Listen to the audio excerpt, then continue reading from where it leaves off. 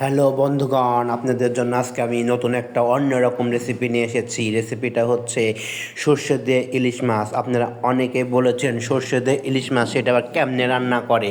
আজকে আমি আপনাদের সেই রান্নাটাই দেখাবো। সর্ষে দিয়ে ইলিশ মাছ রান্না করার জন্য আমাদের প্রথমেই লাগবে হচ্ছে ইলিশ মাছ, আর লাগবে হচ্ছে কিছু সরিষা। এছাড়া এর ভিতরে আর অন্য রকমের কোনো মশলা আমি ব্যবহার করব না। তো যাই হোক, ইলিশ মাছগুলো আগেই কাটা ছিল, সেগুলোর সঙ্গে কিছু লবণ আর হচ্ছে হলুদ মাখিয়ে নিলাম। তারপরে পাটায় সরিষার সঙ্গে কিছু একটা কাঁচামরিচ, লবণ এবং হলুদ সবগুলা একসঙ্গে মিহি করে বেটে নেওয়া হচ্ছে।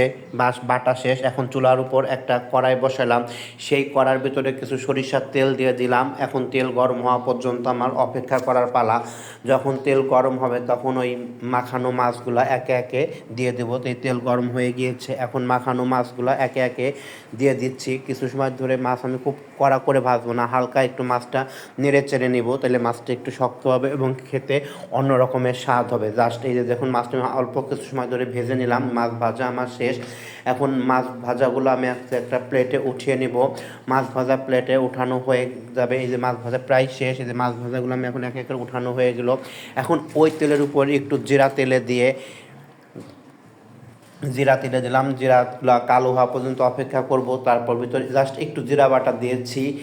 জিরা বাটা দেওয়া হলো। এর ভিতরে এখন একটু দেব হলুদ গুঁড়া, আর দেব হচ্ছে কিছু লবণ পরিমাণ মতো। তাহলে হলুদ গুঁড়া, লবণ দেওয়া হয়ে গেলো। এর ভিতরে মনে রাখি, আমি কিন্তু এতে কোনো রকমভাবে পেঁয়াজ রসুন কিছুই ব্যবহার করব না, কারণ পেঁয়াজ রসুন ব্যবহার করলে ইলিশ মাছের স্বাদটা কিন্তু চলে যায়। আপনারা অনেকেই মনে করেন যে পেঁয়াজ রসুন ছাড়া কি ইলিশ মাছ খাওয়া যায়। আপনারা পেঁয়াজ রসুন ছাড়া ইলিশ মাছ খেয়ে দেখবেন কি অন্য রকমের একটা স্বাদ। কারণ পেঁয়াজ রসুন ব্যবহার করলে ইলিশ মাছের যে একটা ঘ্রাণ থাকে, সেই ঘ্রাণটা হয়তো চলে যায়। যাই হোক, আমি এখন এত সব মশলা দিয়ে মশলাগুলো একটু কষিয়ে নেব। এখন মশলা কষানো পর্যন্ত অপেক্ষা করব। মশলা কষানো শেষ। এখন এর ভেতরে আমি কিছু জল অ্যাড করে দেব। এই যে জল অ্যাড করা দিলাম। এখন এই জল উতলানো পর্যন্ত একটু অপেক্ষা করব। বাস, এখন এই আমাদের জল এটা উতলায়, যদি ঝোল দিয়ে দিয়েছি, এখন এই ঝোল উতলায় গেলে এখন আমি এর ভিতর যে সরিষা বেটে রেখেছিলাম সেই বাটা সরিষাটা এর ভেতরে দিয়ে দিব। এই যে আমার ঝোল উতলাই গেছে, এখন বাটা সরিষাটা আমি দিয়ে দিচ্ছি। সরিষা দেওয়া শেষ।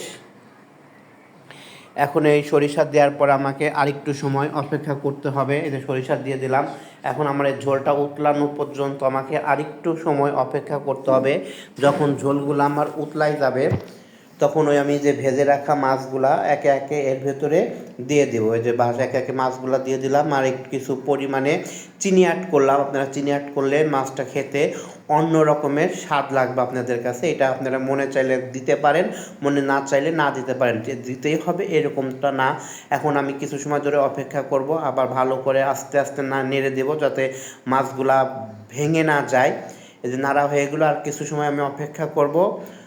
আর একটা কথা বলে রাখি, আমি এটাতে কখনোই দেখেন ঢাকনা ব্যবহার করি নাই। কারণ কি, ঢাকনা ব্যবহার করলে সেই ইলিশ মাছের যে ঘ্রাণটা বা যেই তেলটা, ওটা কিন্তু ঢাকনার সঙ্গে লেগে যাবে। একে একে আমার সম্পূর্ণ মাছ দেওয়া শেষ হয়ে গিয়েছে। সব মাছ আমার দেওয়া শেষ।